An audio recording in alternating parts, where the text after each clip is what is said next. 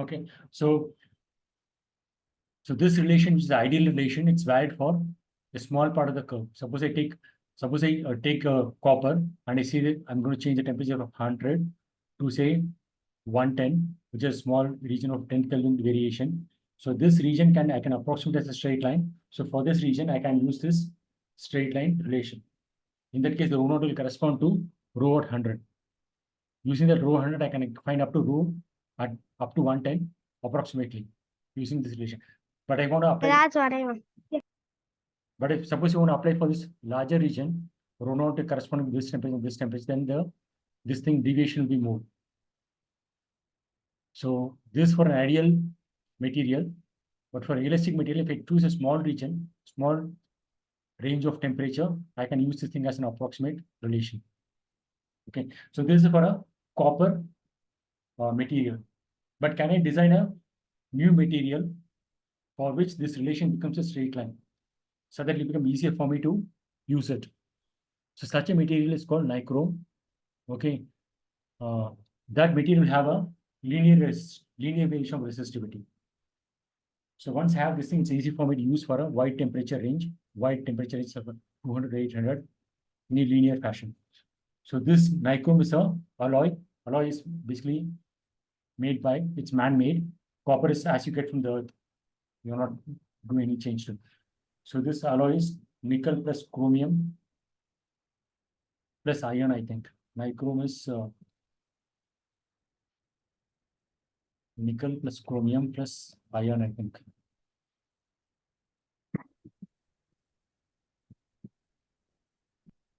Nickel, chromium, percentage of iron. Oh, nickel is maximum 75%. Okay, manganese is 1.5. Okay, all these things are decided by man. Okay, they have chosen this particular value of composition or combination such that the resistivity is in this fashion. If we change the composition, then it won't be a perfect straight line. Okay, so when you choose this particular combination, 1.5% of manganese and 75% of nickel and 20% of chromium and little bit of iron. If I use this particular combination, I'll get this alloy. Okay, we just got these properties: high melting point, high temperature wise. Okay, basically, first thing is we get a straight line relation, so easy for me to handle it. In the sense, it will behave the way I want. I think it should behave. Okay. So if you want to make an electric iron for pressing clothes or water heater or any heating element, it should behave in a simple way so that I can control it. If it behaves like this, it's difficult for me to figure out what will happen. So once I make an alloy which has got this sort of a behavior, which can go up to 800 Kelvin. Here the temperature is only 150, right? For the resistance is this much. So even for high temperature, if it is manageable, it's only 1.2 resistivity, then I can handle it to design my equipment. Okay, so this is engineered material which will have a straight line property. And for a semiconductor, if you look at the variation of this resistivity, something different is happening.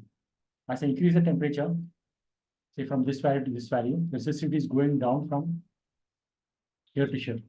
This is the opposite of what's happening in a copper or this alloy. Okay, so to understand this, we should figure out what the resistivity depends on.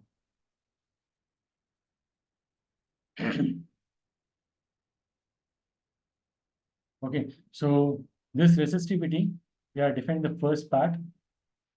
We do the relation for the conductivity, right? I'll just show.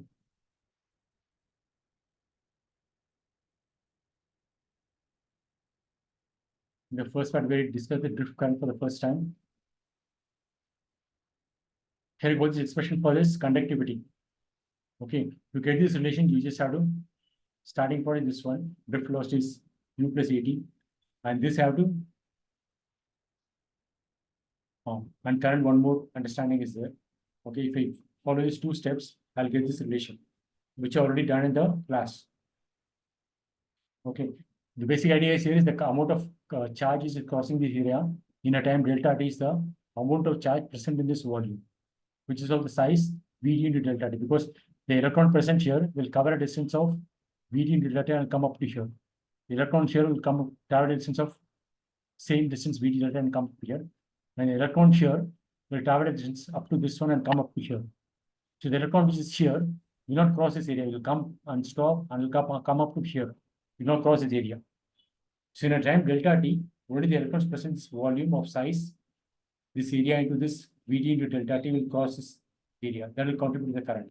So using that idea, I'll get this relation. And current is G into A. So if you follow the steps, you'll get this relation where conductivity is N E squared by M into tau. N is the number density of electrons in the material. E is the electron charge, M is constant mass of the electron. So these two are constant.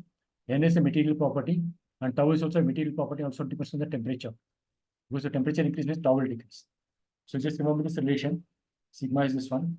From this, I'll get resistivity rho as 1 by sigma, which is reciprocal of this one. So M will go up, N square tau will come down. M will go up, N square tau is in the denominator. Okay.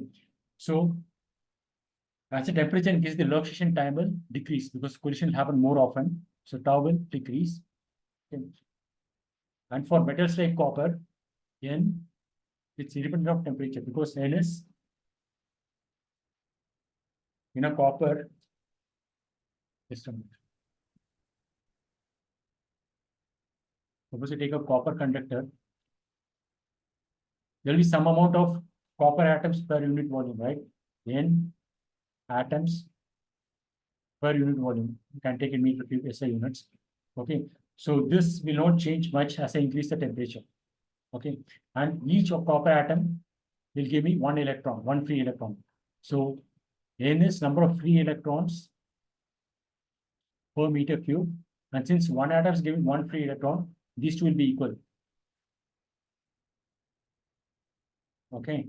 So, and this, as temperature increases, number of atoms will not change. So number of free electrons will not change. So N is constant. N is independent of temperature and is equal to number density of atoms, which is capital M. But semiconductor is different, which I'll discuss in last chapter of this one. So semiconductor, for example, silicon, okay, it will have 4 electrons in the outermost orbit. And this, all the 4 electrons are not free. And what will happen is as I increase the temperature, the number of free electrons will increase. So here in the case of copper, as I increase the temperature, even the temperature is very, very small, this copper atom will give me the free electron easily. I don't need the temperature to push this electron outside. But in the case of semiconductors, since there are 4 electrons in the valence shell, only if I increase the temperature, this electron will become a little bit free to move out. It's not actually free. In copper, this is free. So even without the temperature, this will move. Okay. But in case of silicon, only if I give the thermal energy to this electrons, it will move. Okay. So in that case, as I increase the temperature, more and more electrons will get freed up. So in the case of copper atom, N is fixed. It's not dependent on temperature. But in the case of semiconductor like silicon, N will increase as the temperature increases. Okay. So increasing the number of electron hole pairs, this will come later. Okay.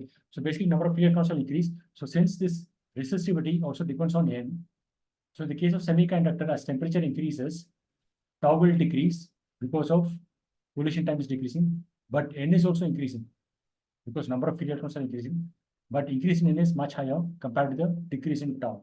That means that denominator is increasing. Once denominator is increasing, rho will go down.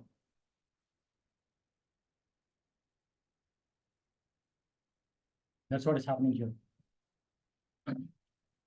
So basically, resistivity depends on 2 things. What is the relaxation time tau? Another thing is the number of free electrons. Okay. So, but the increasing number of free electrons due to the temperature change in silicon is much higher compared to decreasing the relaxation time because of the increase in temperature. That's why the product N into tau, N is dominating. So N will decide what will happen when the temperature is increasing. So since increasing much higher, rho will decrease. Okay, so for a semiconductor like silicon, as the temperature is increasing, the resistivity it will become a better conductor. But for copper, it's not like that because for copper, number of electrons is fixed. And as the temperature increases, the relaxation time will decrease because the collision will happen more often. And when tau is decreasing, resistivity will go up. Because N is fixed, only tau will change. As tau is decreasing, rho will go up. Okay, this is the interesting property of semiconductor, which can be exploited. Is this clear?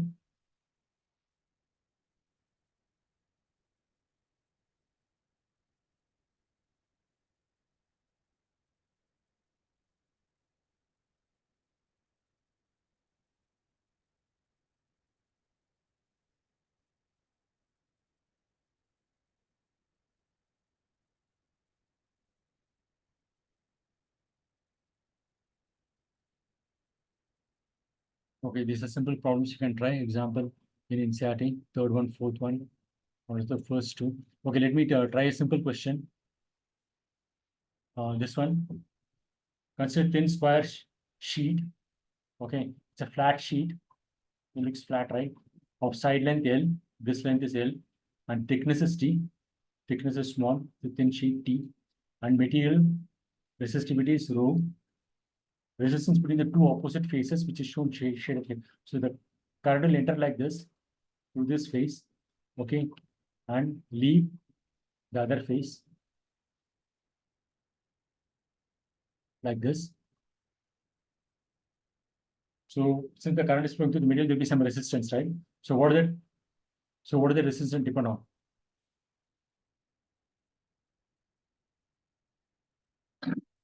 Can you do the calculation? The formula you have to use is resistance depends on the geometry and the material property, right? And the relation is R equal to rho into L by E. So using this thing, get the answer.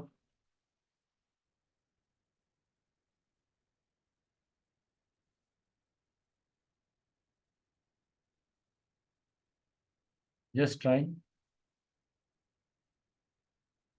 Understood the question? So actually the current which is suppose it's thin wire, it will go like this. After entering here, it will go like this and then come back like this. So we'll take different paths. No, a lot of paths are available for the current flow. The current flow like this. So the length through which the current is flowing is this much. And the area in which the current is flowing is this area, which is T into L. This length they have not given. You can assume some distance, some variable D. Okay, so if you use this thing, you'll get R equal to rho is material property, length is D, length of the current path. Okay, and area in which the current is flowing is T into L. Okay, so the resistance between the two opposite faces is proportional to L. Is it true? No. Option B, directly proportional to T. No. Independent of L. No. Independent of T.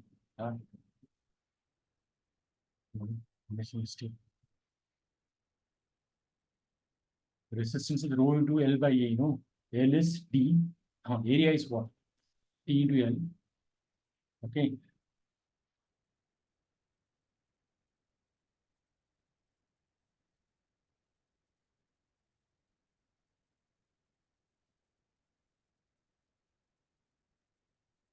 What mistake I'm making? Consider thin square sheet of side length. Oh, it has mentioned square. No. So this D is actually L. The figure is not perfect. Okay. It's a thin square sheet of side length L. So this length L means this D is also L. Okay. So then this D and L will cancel. So independent of L is definitely true. That's the interesting part of this one. So since if I increase the length, A is also going up by the same amount. So resistance is independent of L, independent of T, not true, was inverse proportional to T, directly proportional to T, It's inversely proportional T and directly proportional. That's also not. So C is the correct option. 20C.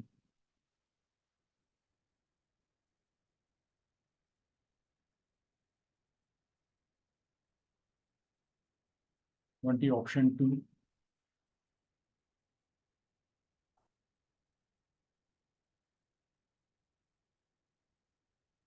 Why?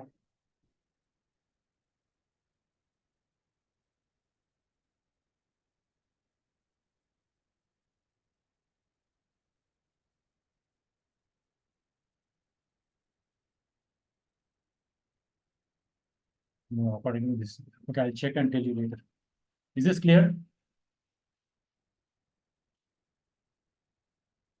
Arun, Yes, sir.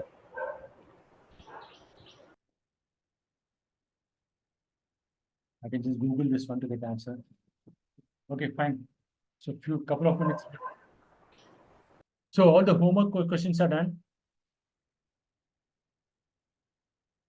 Yes, All sir. of you have to submit it. Okay, and I think the school is opening on 10th for 100%. Okay, as soon as it opens, you'll have the test. So any doubts in that first chapter, second chapter, let me know by WhatsApp. You can message me. So any other questions? No, sir.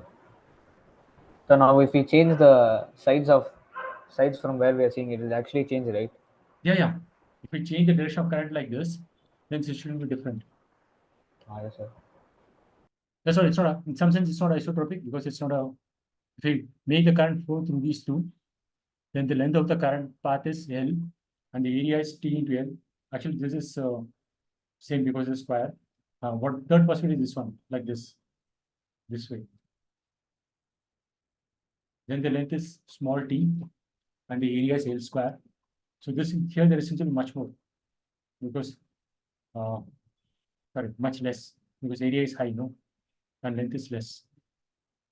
The third case R, we call it R3. The third case, this is R1, the first one, and this is R2. R1 and R2 are same because it's square, no. This way also the area is T into L. This way also the area is T into L, and the length is L.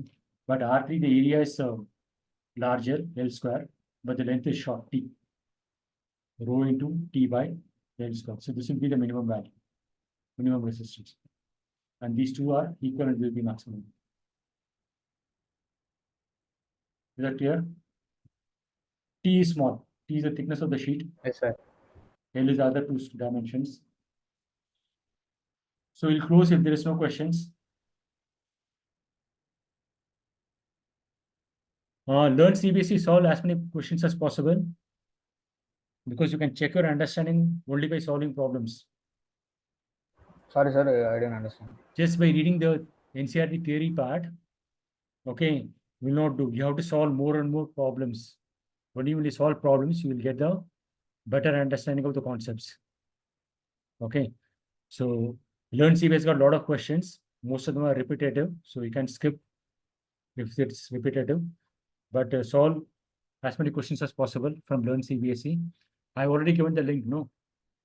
Or you can just go to Google and type Learn CBSE class 12, Learn CBSE physics class 12. Chapter is current electricity, right? Your current electricity, and then important questions. Okay, a lot of questions are there, starting from 1 mark question, okay, to 5 mark questions. So solve as many as them. Fine. Any other doubts or suggestions or questions?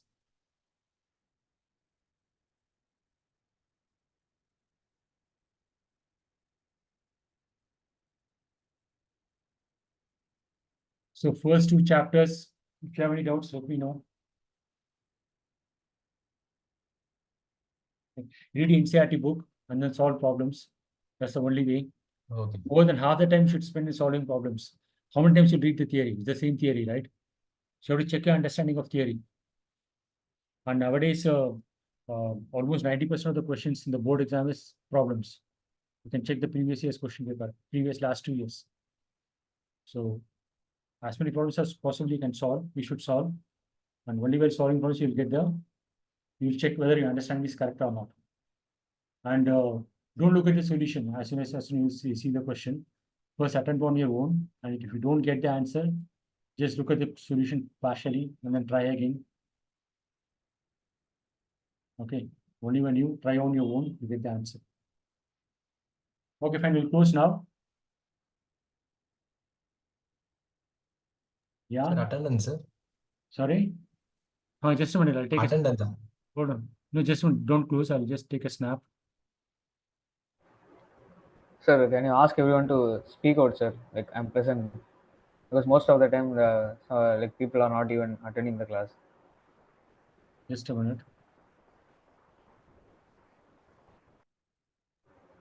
11 participants are there out of actually 10 participants, excluding me. So 2 are absent. Sanjeev is there.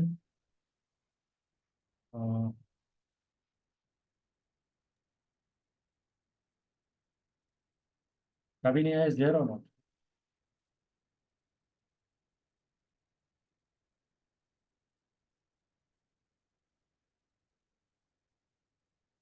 Sir, can you please make everyone respond, sir? Like yesterday, ma'am called us and said to do so.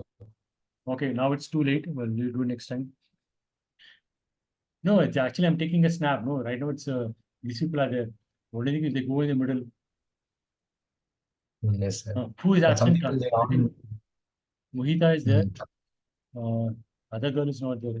Divya is not there. Divya and Mohita are not there.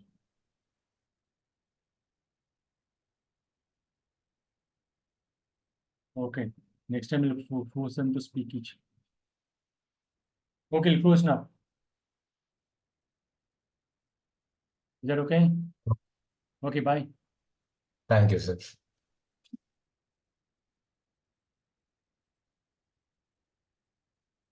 Thank you, sir.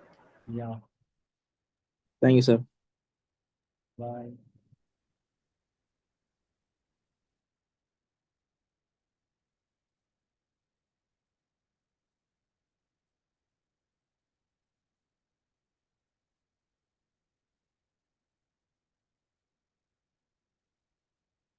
Thank you, sir.